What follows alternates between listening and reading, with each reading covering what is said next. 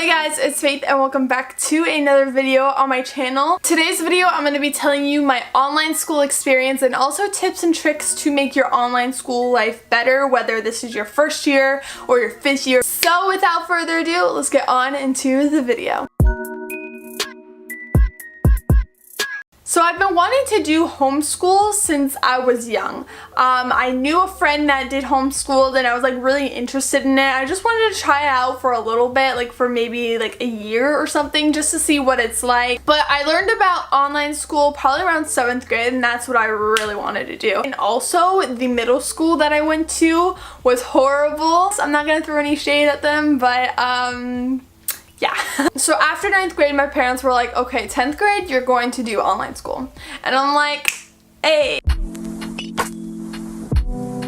So for the online school I go to, it is K-12 International Academies. There's a lot of paperwork that goes behind before enrolling into online school, so it was really complicated. We needed like these amount of papers and we also needed like shot records, which honestly I don't know why you're staying home all the time. Every year with your school district you have to get them to like sign, I forget what it's called, I really want to say waiver but I know it's not a waiver, it's like a release form. A release form to make you go to another school district, which is what your online school is.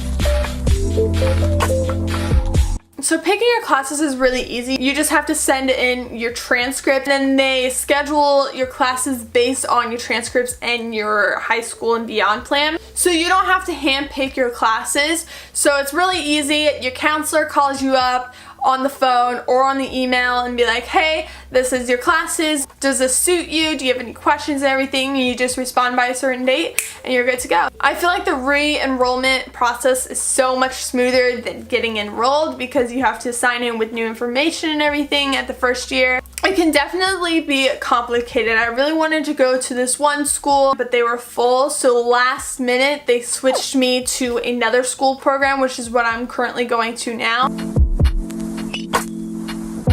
Another question that I will get asked a lot is, how long does it take for you to do school? So you can work from 2 hours to 10 hours. It really depends on the day. I've had days where I was like, oh, this is gonna take all day and night to do. And then I also had days I was like, oh, I'm done in half an hour. I mean, it really is based on your teachers and the subject you're doing, where you live too. Do you get supplies sent to you or free computers sent to you, or how much does it cost to do online school? So the school I go to, it is a free tuition public school, but you can also do private school that will cost money. I don't know how much that costs or how private online school is. The supplies are sent to you for free too, and you can also get a computer sent to you. This is gonna be my first year actually having a computer sent to me, because what I've learned the past year is that my school doesn't work on Mac computers. You have to download like Windows software or something like that, and it doesn't work with Google too, which kind of sucks. But you also have to return like your textbooks and your computer back when the school year's over. And if you want to know what supplies you're going to get and what you need, I actually posted 2 vlogs on my vlog channel. One this year, I posted one about getting my school supplies sent to me from K-12, and also I did a video last year of me getting my school supplies. So if you want to check out those 2 vlogs right here, I will put a link down below. So generally what I learned from online school is not only the curriculum, but also like being self-motivated and just being on time with everything and not procrastinating. So I put together a few tips on my phone and I'm just going to be reading them off to you and kind of explaining them. The first tip is to wake up early, and I know the whole stereotype with online school and why people want to do online school is because they can sleep in. If you have a lab assignment that day or a big unit test going on, wake up early and get that fresh start to your day, and you can have longer time to do your work and more time to hang out with your friends. Another tip I have for you is to start on the toughest subject first. So whether that is Spanish or math or English or whatever subject you have that you really struggle in, work on it first because it's going to take you longer to do. So then you can get that out of the way first, and then you can have more time just to do basically the other subjects. Obviously. To have a clean and organized workspace before I go to bed or when I wake up, I clear off my space, organize it so it can have me feeling more free and motivated to do schoolwork. I had to write a lot of notes and stuff, so having like a 5-subject notebook really helps. Another one that's really important is to stay connected with your teachers and your classmates. If you stay connected with your teachers, you will probably have more of a special bond with them, which will make you have a better grade in class so you can have more extra credit, or it's just good to have a special connection with your teachers, because if you don't, and if you're like, you're mean, I hate you, then they're gonna be like, you're mean, I hate you back. Because the teachers are really nice and they are really for your education. They're gonna go to the highest extent to get you the grade that you want. But I guess for my school, with teacher permission, you can round your grade 3%, and that's really cool. Don't wait for the last second to ask for your grade. Constantly ask, like, what can I do to improve my grade if your grades are falling. If they're not, then you don't need this tip, but you know. Every Friday for my school, they would put zeros in the grade book if you didn't turn in an assignment, and it would count as a missing assignment and it would drop your grade.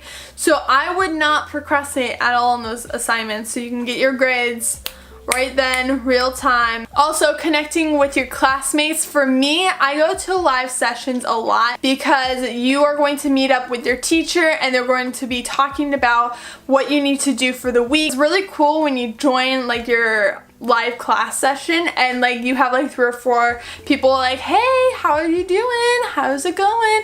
Or you can also get their Instagrams or their phone numbers or something. You guys can text during class. It's really cool. So just talking about live classes, always go to your live classes even if you don't feel like it. So going to your live class, if you're just too lazy, what I would do is just go to the class and just like chill. You could just either watch the class or just do other assignments. As long as you're at the class, it counts as attendance. But just put in a little bit of participation because that also counts as a grade. So go to those classes. They also have help sessions where you can go to if you need help or if you need to talk to your teacher about something. I would go to those even if you don't need help or don't need to talk to someone. And what I would do is I would just say, hey, I'm going to be working on my English, and if I need help, I will let you know. And then you can just work on your English for that during that help session, and if you do need help, you have instant access right there to your teachers. Another one is to use phone apps to help you study and improve your learning. So I have a folder on my phone, Quizlet, which is really cool. So my Spanish teacher last year, she set up a Quizlet. Like every week she had a new unit or whatever, and she put up the words and kind of like a study game. And that was really helpful to some students. I didn't really catch up on the train that time, but I definitely downloaded it this time. My advisory teacher has this app called Remind. You can get reminders like, hey, don't forget, advisories at 9 a.m.